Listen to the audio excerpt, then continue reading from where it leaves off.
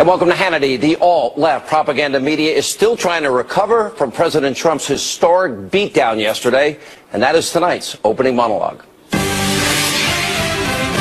All right, so snowflake anchors and reporters, they're whining, complaining about President Trump daring to call them out yesterday. Now, let's run through some of the examples. Over at NBC, Chuck Todd was so incensed by the president's press conference, he tweeted, quote, "This is not a laughing matter. I'm sorry. Delegitimizing the press is un-American." No, you did it to yourself, Chuck. Now, the president is defending himself from what is an out-of-control media bias, and somehow he's calling that un-American? Now, of course, Chuck wasn't done there. He also compared President Trump to Richard Nixon. Let's watch this. A lot of this press conference had to do with the president airing grievances about the press. And we got to remember what this is. It's a political tactic. It's one that is a familiar one, but he is going at it in a way we haven't seen a president do since Nixon in those early 70s. Oh, really, Chuck Todd? He's probably upset because he's one of the biggest purveyors of all this fake news. Now, it wasn't that long ago when he falsely claimed that the president's temporary travel ban, including a religious test. That's a lie, Chuck. That's fake news. Remember this. President Trump suspended the U.S. refugee program for 120 days, closed the borders on passport holders from 7 Muslim-majority countries for 3 months, and barred Syrian refugees indefinitely. And Mr. Trump established a religious test for refugees from those Muslim countries, allowing an exception for Christians and others from minority religions. And there's Brian Williams over at NBC. Now, let's take a look at the kind of fake news that was said in response to a comment that a guest made on his show. Watch this. That is the most basic function of a free press in our society, and the president's response to that was to have a semi meltdown and to accuse us all of purveying fake news, when in fact his own actions, which were to fire General Flynn, proved that news was spot on. It was 100% accurate. Because when you reduce the media enough in prestige, when they do report facts, those facts are diminished. All right, Brian, speaking of reducing the prestige of the all-important, all-arrogant media, you may remember you lied repeatedly. Remember the helicopter that you were supposedly flying in Iraq and it was coming under attack? Or remember you reported and talked about seeing a dead body floating past your hotel after Hurricane Katrina? By the way, a location, there was no water and no dead body. But the anchors over at NBC News, they're not alone. CBS News also could not resist lashing out at the president. Watch this. Today, we learned the length of the president's fuse, 28 days. After 4 weeks of being blocked by courts, challenged by Congress, and held to account by the public, President Trump called a hasty news conference and went on offense with the familiar tools that built his career: bluster, bravado, exaggeration, and a few loose facts. Wouldn't Pravda be so proud? And ABC News, they got in on the Trump-hating action also. Why would they miss out? That was the most amazing press conference by a president I have ever seen, and I've been watching it since the mid-'70s. And I don't mean amazing and great. I mean amazing and spectacular insight into Donald Trump and his state of mind today. To me, when you have presidents take office, many of them are empowered and get bigger. You think you have a president in that press conference that looked smaller and actually more insecure in his position. All right, that leaves us now with CNN, the Clinton News Network. Their consistently biased Trump-bashing coverage. Now, that drew the attention of the president at yesterday's presser. And sure enough, the commander-in-chief, he let him have it. And I loved every minute of it. Take a look. I'm not okay when it is fake. I mean, I watch CNN. It's so much anger and hatred and just the hatred. I don't watch it anymore because it's very good. He's saying, no, it's okay, Jim. It's okay, Jim. You'll have your chance. If I may follow up on some of the questions that have taken place so far here, sir. Well, not too much microphone. You do have other people. You do have other people, and your ratings aren't as good as some of the other people that are waiting. You look at your show that goes on at 10 o'clock in the evening. You just take a look at that show. That is a constant hit. The panel is almost always exclusive anti-Trump. The good news is he doesn't have good ratings. Should I let him have a little bit more? Sit down. Sit down. Just because of the attack of fake news and attacking our network, I just want to ask you, sir. I'm changing it from fake news, though. Doesn't that undermine? Very fake news. I know, but aren't you? Not only was he presidential, not only was he being honest, but he's being funny. And as you can imagine, CNN, the Clinton News Network, is not happy about getting called out. Here's how Jake Tapper responded immediately after. Jake, I think all of us were pretty much stunned by the course of this hour and 15-minute appearance. Look, everybody at home just needs to ask themselves, how would you react if that were your boss coming in and giving a speech to the employees where you work? How would you react if that was somebody in your family that you were trying to have a conversation with? President Trump, if you're watching, you're the president. You legitimately won the presidency. Now get to work and stop whining about it. The sting in any rebuke is the truth. They're having a hard time accepting the truth that they're abusively biased. Wasn't that the network that fed questions to Hillary Clinton? Anyway, then they colluded, of course, with that campaign. President Trump has not stopped working, and that's not all. CNN decided it was appropriate to actually mock the president by sending out a tweet with a video that reads, quote, "Turn your sound up and watch President Trump conduct an amazing symphony press conference." Here's the video.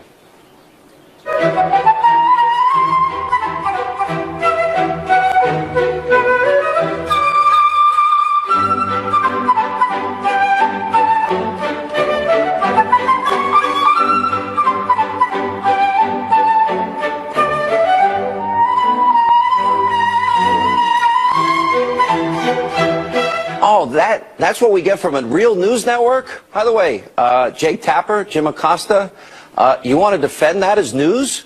Or is that Saturday Night Live? Anyway, one of many reasons why the president keeps calling CNN fake news. And more importantly, here's what this all means. Everything you just saw amounts to a giant, huge temper tantrum from a bunch of overpaid, spoiled brats, so-called journalists who finally got called out for their bad behavior. So all the members of the media, they can be mad all they want. It doesn't change the fact how biased, how lazy they are, and how abusive they've been towards the 45th president. In case they don't remember, here are some more examples. This was a white lash. This was a white lash against a changing country. It was a white lash against a black president in part.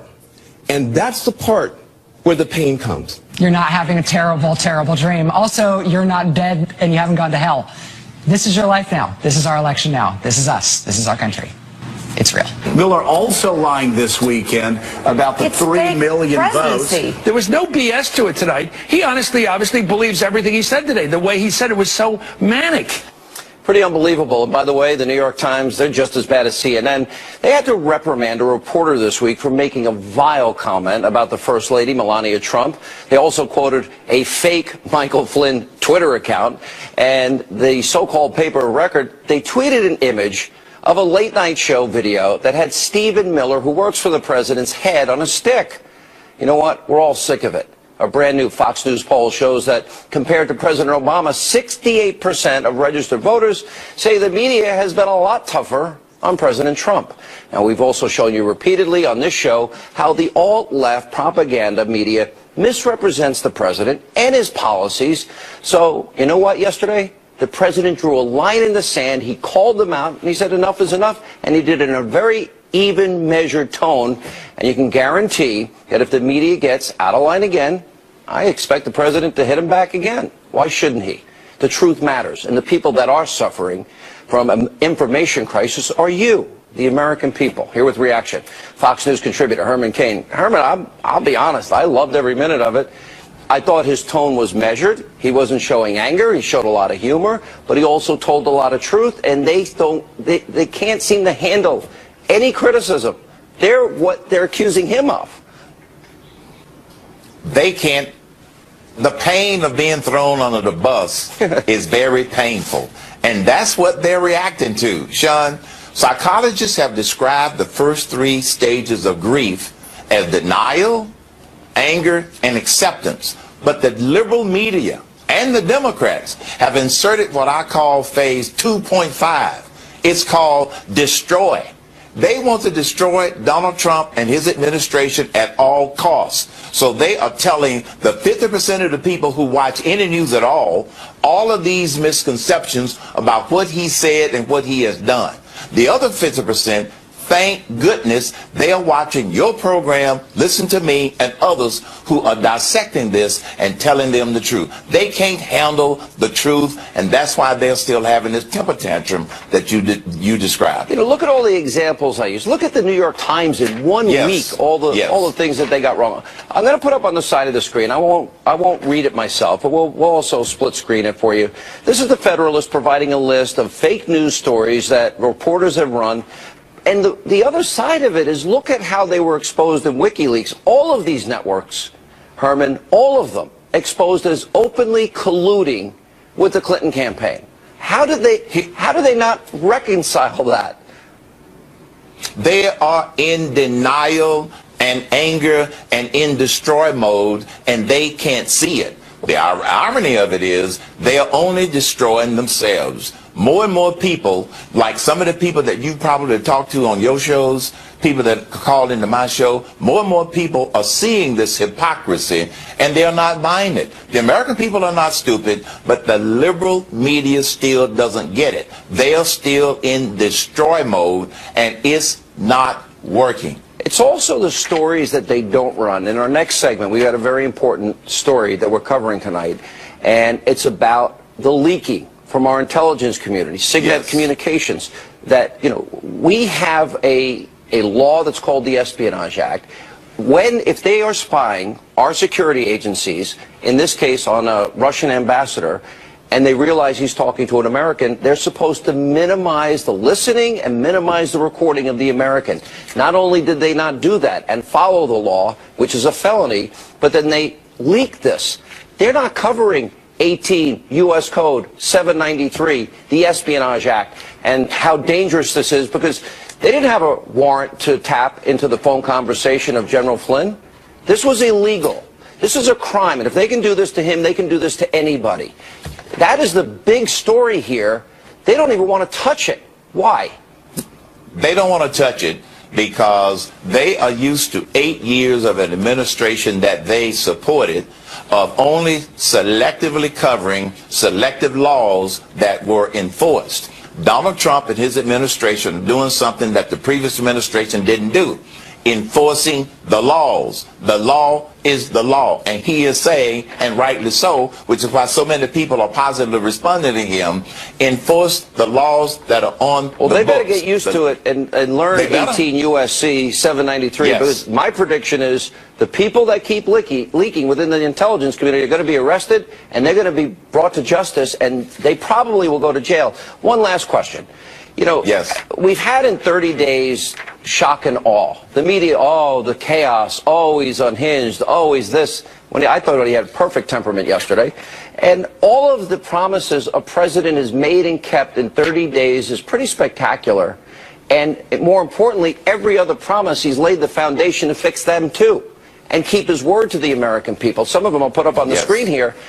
They're not out there telling the story that a president made these promises or is keeping these promises. I actually think that is a big news story. It is a great news story. And what we are seeing is what I have described in the acronym SIN. They're not only shifting the subject, it's super shifting. They're trying to get so far away from the facts that people don't know the facts if they watch those sources. Ignoring the facts. They are ignoring the facts relative to what President Trump and this administration have accomplished. That's what's going on, Sean. And you know they're what? Destroying themselves. We need to fix the country. We need to be safe and secure. Americans need jobs to get out of poverty, off of food stamps, and we've got to secure the borders, not let radical Islamists in the country. He kept his promise on the Supreme Court. Pretty profound. All right, Herman, good to see you. Thank you. And up next tonight on this busy news night on Hannity.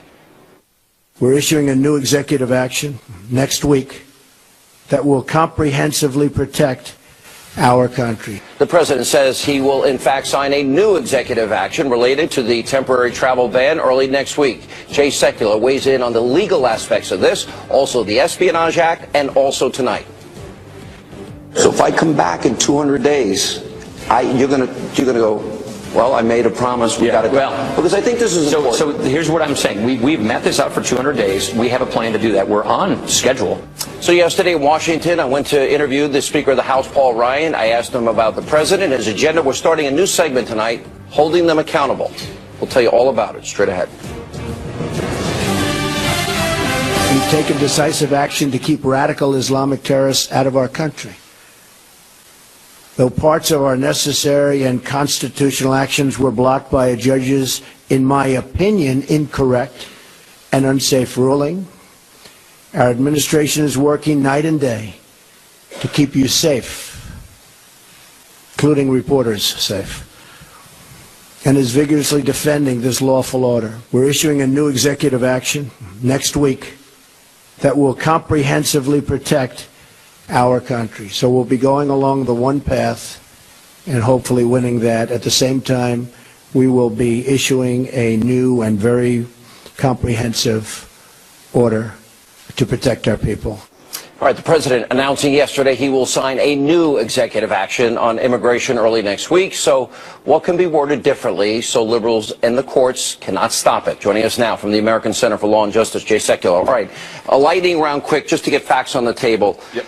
The big story, you agree with me, is that the intelligence community has been politicized, at least among some, and what they did in leaking this information was illegal, correct? Absolutely illegal, and almost becomes a soft coup in a sense because of the leaks that have taken place, which violate federal law, a felony. Okay, and that would be the Espionage Act 18, U.S. Code 793. Correct. That's the unauthorized dissemination of information. Okay, the other thing is, so we know that our intelligence agencies, they were doing their job, and they were monitoring a Russian ambassador.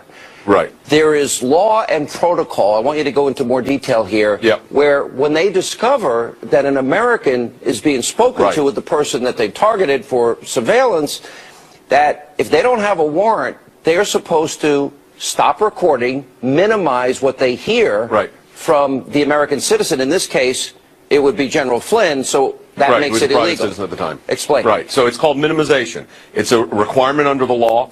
When you find out that there's an American, you don't have a wiretap, exactly what you said, you basically shut it off for their portion of the conversation. But, Sean, there was a sea change here in the NSA with an order that came out from President Obama 17 days before he left office, where he allowed the NSA, who used to control the data, it now goes to 16 other agencies, and that just festered this whole leaking situation. And that happened on the way out, as the president was leaving the office. No, because this is important. I want you to stay on this. Let me put up the New York Times. This is from January 12th, discussing this very thing that you said. In its final days, the Obama administration expanded the power of the National Security Agency to share globally intercepted personal communications with the government's 16 other agencies, intelligence agencies, before applying privacy protections. Let's explain the severity of this. This means that information that most people would never see is now spread all throughout the entire intelligence community.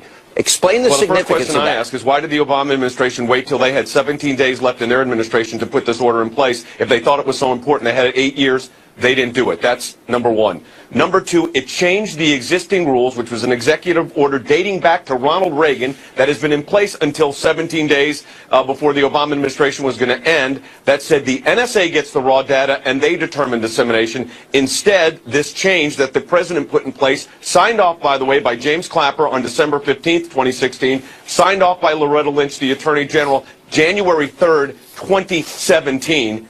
They decide that now, all of a sudden, 16 agencies can get the raw data. And what that does is it almost creates a shadow government. You have all these people that are not agreeing with the president, President Trump's position, so it just festers more leaks. Do you agree with if they had a justification for this, wonderful. Why didn't they do it 8 years ago, 4 years ago, 3 years ago? They wait till 17 days left. So in other words, it makes it that much more difficult by spreading out the information among 16 other agencies if they want to target or take away the privacy rights and illegally tap the phones, in this case of General Flynn.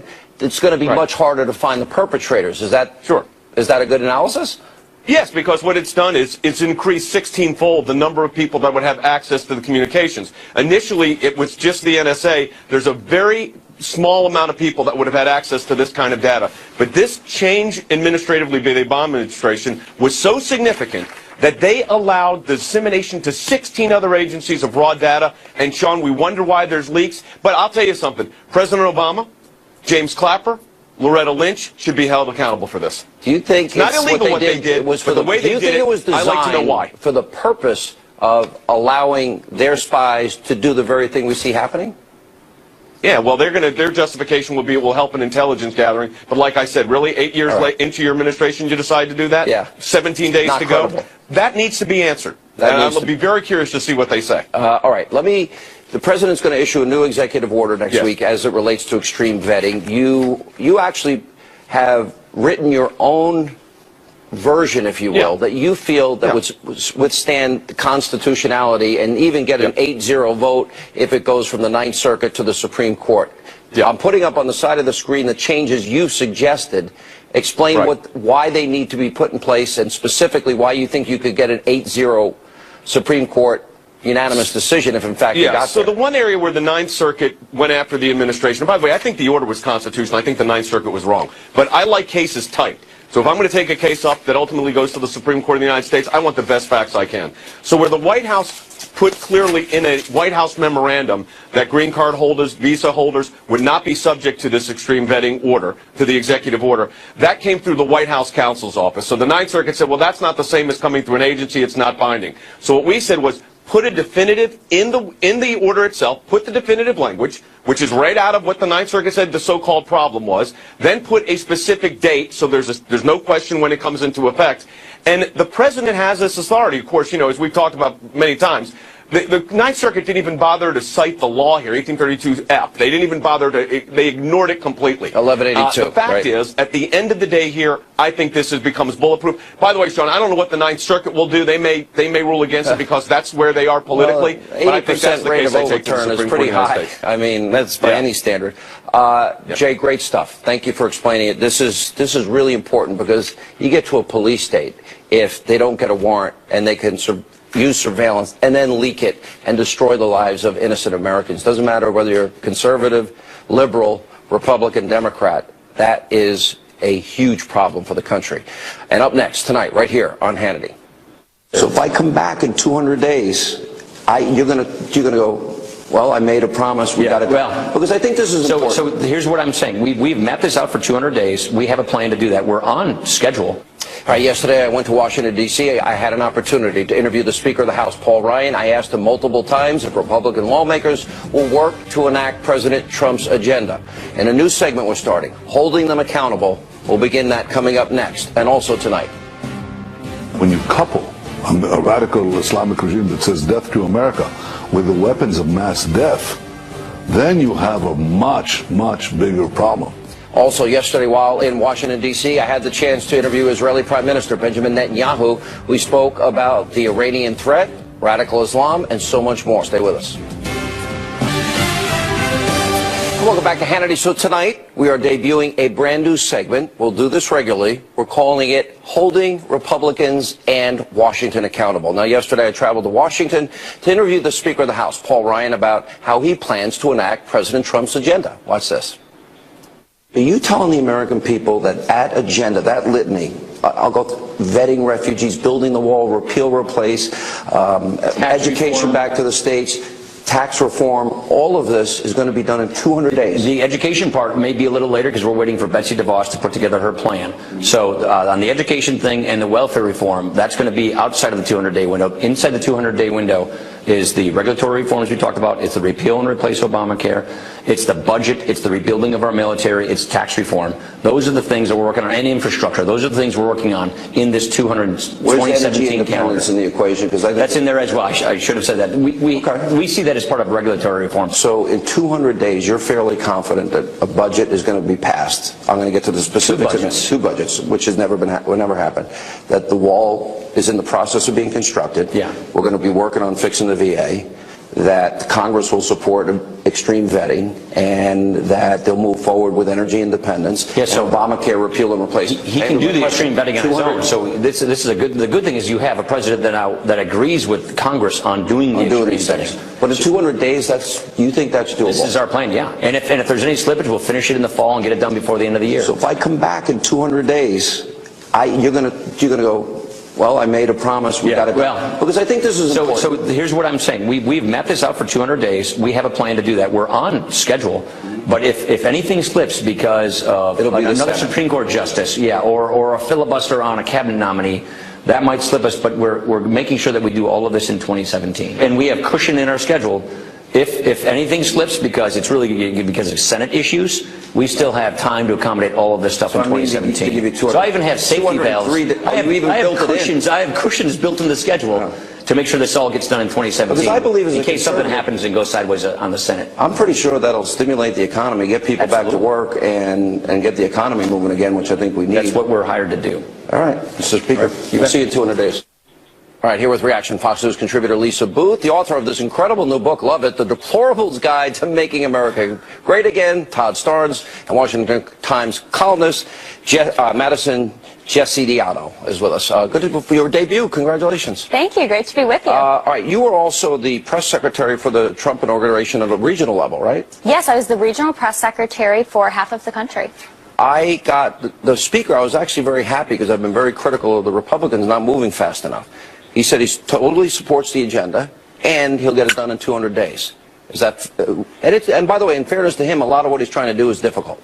Absolutely. What I really loved with your interview with him yesterday is that it seems like finally he's 100% behind our president. And I know President Trump has worked to keep the promises he made on the campaign trail at an unprecedented rate. And it's great to see Congress is doing their best now to keep up, and the Republican leadership is really working for the American people, which is something I think they should have been doing much earlier than this. We need to be accomplishing things faster. Todd, this is the opportunity. You don't get this very often, to get the job done. What was your takeaway from the promise to support the agenda and legislatively pass it? Well, Sean, I think all of us gun-toting, Bible-clinging, deplorable Americans are cautiously optimistic that the Republicans are going to do that. And the reason I say cautiously optimistic is the Republicans have a bad habit of campaigning as conservatives, but when they finally gain control, they gain power, they go a little wobbly. So I'm glad you're holding their feet to the fire here, and I do believe that Paul Ryan is going to be a helper and a friend to President Trump. Lisa, I've been very critical of Republicans. I say they're spineless, they're visionless. I was so frustrated that they never actually used their enumerated power of the purse to battle Obama. I walked away feeling a lot more optimistic after interviewing the speaker yesterday. Am I being naive, or did you feel the same thing? No, I don't think you're being naive, Sean. I mean, as you outlined in the interview, look, there are some big ticket items that are up ahead, things that this country desperately needs, whether it's VA reform, whether it's Obamacare repeal and replacement, or, things like, just getting a lot of the deregulation, a lot of these various things that we need, tax reform. All this stuff needs to get done. So I think it's important to hold Speaker Ryan's feet to the fire. But obviously, he's got only control in the House, right? So you've also got... I don't mean to, at least I'm sorry. We have a time crunch. I want to make sure I get this in. I'll start with you, Lisa. Do they do it? In 200 days, do you predict it'll be done? Most of it, the legislative side. I don't know about in 200 days, but yes, and I think it's holding Majority Leader Mitch McConnell and also President Trump as well, because it's really going to take everyone to move these things forward. Todd, what do you say? Sean, as I wrote in the Deplorables Guide to Making America Great Again, it's going to be the American people who have to rise up and make sure, hold their elected leadership in Congress accountable. That's what we're trying to do in this segment. Madison? I would love to see it happen in 10 days, but I'm very concerned about the fact that we have a lot of Democrats and people in the mainstream media who are putting their political and personal interests ahead of the interests of the American people. And so I hope that we can get this accomplished in 200 days. Here's my fear. My fear is that there are going to be Republicans in marginal districts, or maybe districts that Hillary won, and they're going to be a lot tougher to bring on board. It may be harder than we think, but we will hold them accountable, and we'll have this segment on a regular basis. Guys, good to see you all. Thank you for being with us. And up next tonight on Hannity. When you couple a radical Islamic regime that says death to America with the weapons of mass death, then you have a much, much bigger problem. Yesterday, while in Washington, I also interviewed the Israeli Prime Minister Benjamin Netanyahu. We spoke about the rogue regime in Tehran, radical Islam, much more. Also, we'll check in with Lou Dobbs tonight. He is here, and many, many more news stories to come on this busy Friday night edition. You agree with me, radical Islam is the evil in our time. Yes, and Iran represents the biggest threat. Because it would couple a radical Islamic regime with nuclear weapons. That can't happen. There could be evil that is not threatening because it doesn't have the powers of mass murder. But when you couple a radical Islamic regime that says death to America with the weapons of mass death, then you have a much, much bigger problem. A squared, B squared, C squared. Radical Islamic terrorists, weapons of mass destruction, equals a modern day Holocaust? It's up to us to prevent it. All right, that was Israeli Prime Minister Benjamin Netanyahu on this program last night talking about the threat posed by a nuclear Iran. Joining us now with the reaction, author of Besieged, retired Brigadier General Tony Tata, former spokesperson for the U.S. ambassador to the United Nations, Fox News contributor Rick Grinnell. Rick, I think it's pretty clear, but he stood on the stage for so long as a voice in the wilderness. Now he has a partner. What changes now? All of the allies that we have in the region are desperate to have U.S. leadership. So when Donald Trump and Bibi Netanyahu get together and they lay out a plan for pushing back and isolating Iran, there's a lot of cheers from the Middle East leaders. We have seen not just terror cells from the Iranians, but literally a strategy for Iran to place competing military forces in places like Iraq, in Syria, in Lebanon. They are not going to stop. They want it in Turkey. And what the Middle East and Arab leaders are now standing up and seeing is that the United States is saying, we are going to once again push back the Iranians and isolate them. There are a lot of cheers coming up from the Middle East on that. Yeah, and let me play for you a moment about this new coalition, General, where I ask him, are the Saudis, the Egyptians, or Jordanians joining forces with Israel? Let me play this cut for you.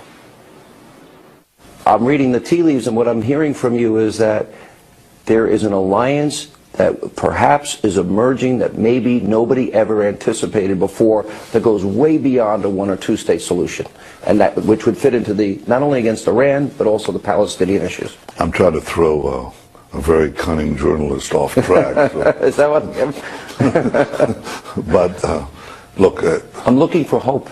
I think there's a lot of hope. I think there's hope first in their resolve to resist these terrorists, these brutes, and second in the understanding that we can forge new relationships that we never had before. General, did you pick up what I picked up during that press conference, this emerging alliance, something much bigger than people or even have conceived of before? I think so, Sean, and I think your conversation with the Prime Minister contributed to that whole discussion to further it along. That's how important I think that was. What he's really talking about and what you're talking about is stopping Iranian hegemony in that region.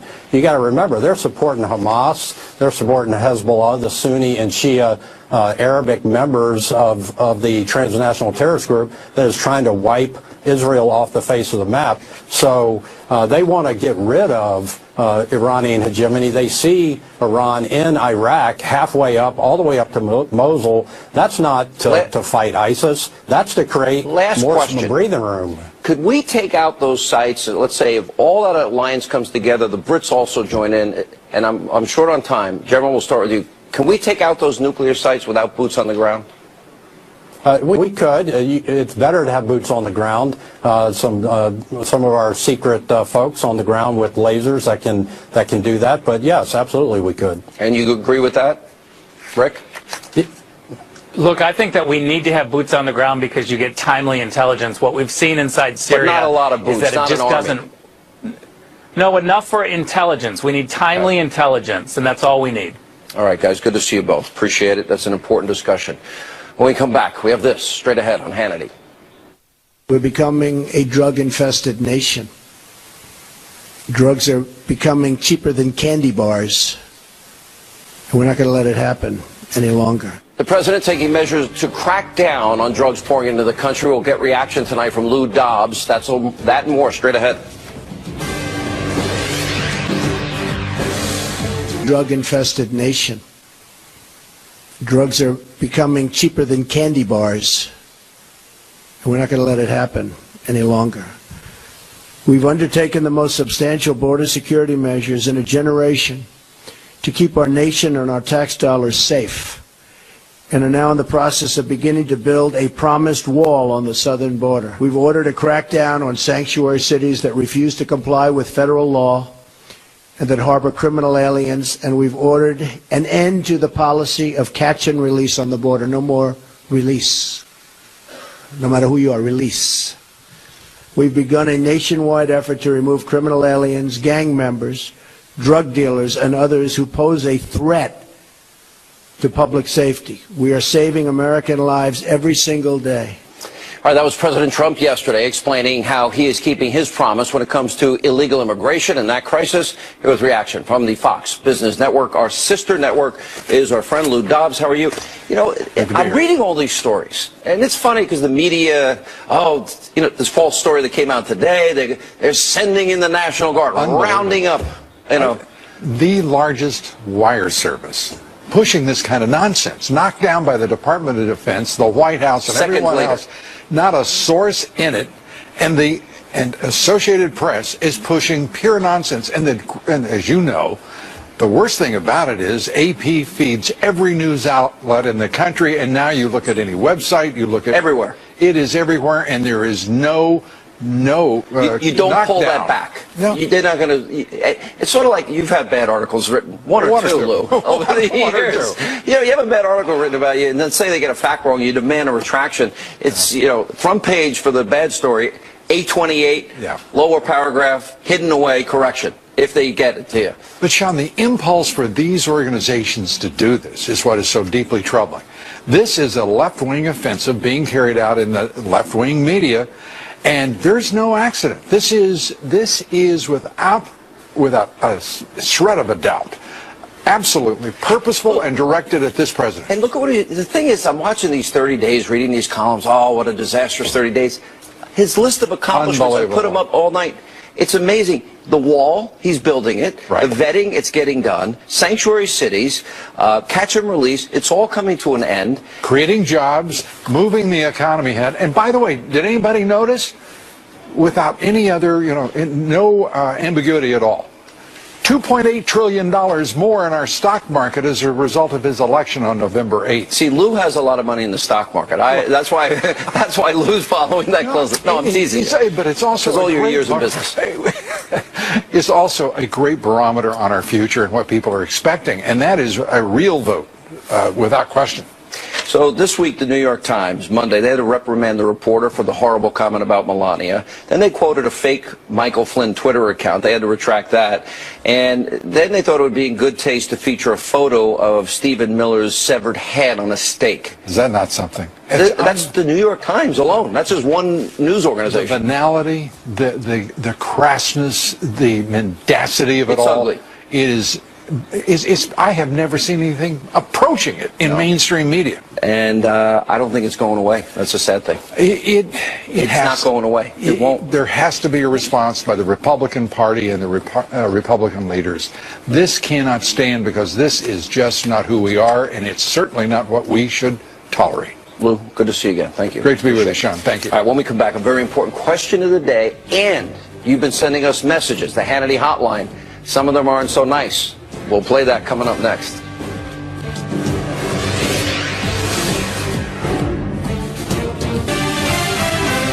All right, time for our question of the day. What did you think of the alt-left propaganda? Media's coverage of the president's press conference. He's unhinged. He's out of mind. He was measured, presidential, and he just called them out for who they are with a sense of humor, and also listed his accomplishments, which they'll never do. Go to Facebook.com/Sean Hannity, at Sean Hannity on Twitter. Let us know what you think. All right, time to play some messages you left for me on the Hannity hotline. Uh-oh, I'm bracing. Go. I used to be a Democrat. You know, I've been watching the way this country's been going for many, many, many years. And a lot of us Democrats, including a lot of union members I'm friends with, are sick and tired of it. Love your show at night. Just wanted to tell you that I thought your opening remarks kicking the butts of the Republican Congress were wonderful the other night. President Trump needs the extreme vetting for the people working for him in Washington, especially the ones who are left over from the Obama time. Have something to say to me? It doesn't have to be nice. Maybe a comment. Even if it's mean, we'll probably play it. Call the number on your screen, 877-225-8587. All you haters out there, go ahead, come on, let me have it. Feel free. I'm not afraid. That's all the time we have left. As always, thank you for being with us. We hope you have a great night, a great weekend. We'll see you back here Monday.